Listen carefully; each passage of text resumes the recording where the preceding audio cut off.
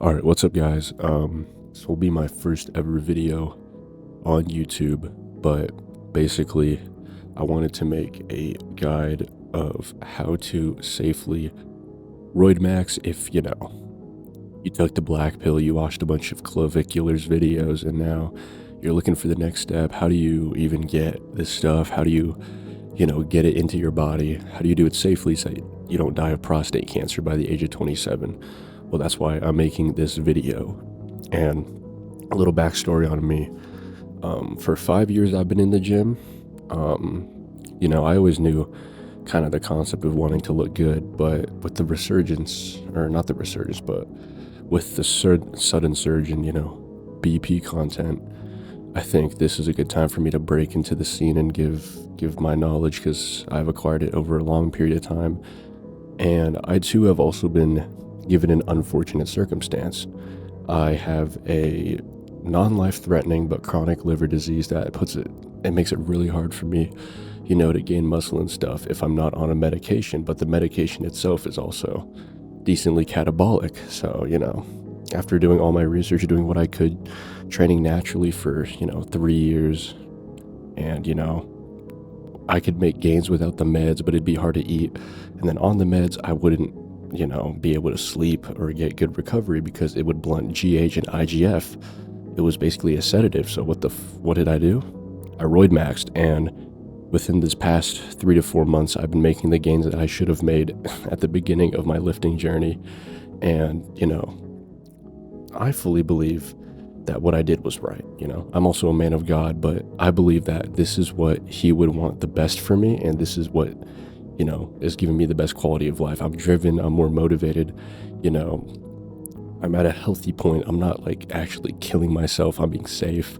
So that's my mindset with it, and that's my background. So let's get right into it. The first thing I want to address, if I'm either coaching a person one-on-one or even in general, is your mental state. Do you have a history of, schizophrenia, like actual medical depression, something wrong with your brain that you might have a few screws loose? If you do, you're gonna need to be careful, because if you're like me and you needed to do it, like there was no other option, then you need to be careful, and you need to know exactly what you have or what you're predisposed to. So once you figure that out, you're going to need to figure out what meds you need to keep that at bay while you are on cycle and while you are using these compounds. All right. So my ascension so far, I've only used testosterone, but I am just starting to put on D-Bol because I am bulking. I need the size. I want to get the size, and then I will cut down once I hit around 180, cut down to 160, and then keep ascending from there.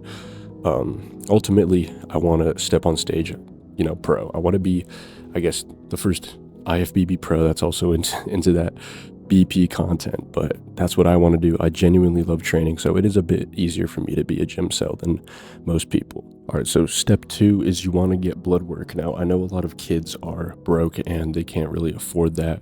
Even, 18, 19, 20, 21-year-olds, don't know where to get blood work. So you can go to any LabCorp and get blood work done. You want to get a full panel, things that include your total testosterone, free testosterone, SHBG, which is sex hormone binding globulin, your estrogen, E2, your luteinizing hormone, LH, FSH, prolactin, stuff like that. It'll all be under, these tabs. You also want to get your liver, so ALT, AST, total bilirubin, stuff like that. Your kidney, you want to get your creatinine and your BUN. You want to get your electrolytes as well. And then lastly, you want to get a CBC panel, which includes your cardiovascular stuff like red blood cell count, platelets, stuff like that. And, optional, in my opinion, but your thyroid function, so your T3, T4, your IGF-1, and, that's really all you need. If you're really broke, you can stick with only the core hormone panel. That's really all you need. And I would also include your liver and your thyroid. And next, you need to actually get the test, and you're only going to get test. You're only going to use test for your first cycle. You're not going to add anything else, not even any peptides, maybe a bit of BPC, but really just you want to see how you go with the test. I'm not going to tell you where to get it. I'm not going to advise you how to use it. This is not medical advice, but hypothetically, I will put up on screen a beginner cycle. And if you want, total oversight by me, you can pay for coaching, just DM me on Instagram. But, that's not even necessary. You can find all of this by yourself and get yourself on your feet on your own. Just do a bit of your own independent research and see how you respond. But, I'll have this beginner cycle up on screen. And we're going to be using testosterone enanthate due to, the low frequency of injection. It's pretty stable in the blood throughout. It builds up slowly, but once you feel the full saturation, you'll feel it, and it'll hit you. Especially if it's your first cycle, you'll feel it. Like, even if it feels like a little bit, it's not a little bit. And from there, you can cycle off and PCT, or you can cruise on a lower dose of test and then ramp up into another kind of like a blast phase of more test, and then you can keep repeating that process until you're about 3 cycles deep, and then you can start to add compounds depending on how you respond. If you respond completely clean to test, then go ahead, by all means, add other stuff before the 3 cycle mark, And, let me go over the elephant in the room that most Looks Maxers in particular want to reap. They want to reap the benefits of bone growth, and I'm going to be not the first to say it, but growth hormone, IGF-1, none of that grows your bones. None of it. Sprinting's not going to grow your bones. The only thing that's going to grow your bones is puberty and surgery. But what testosterone and other anabolics can do is signal the androgens in your actual bone, and it can, grow your bone density.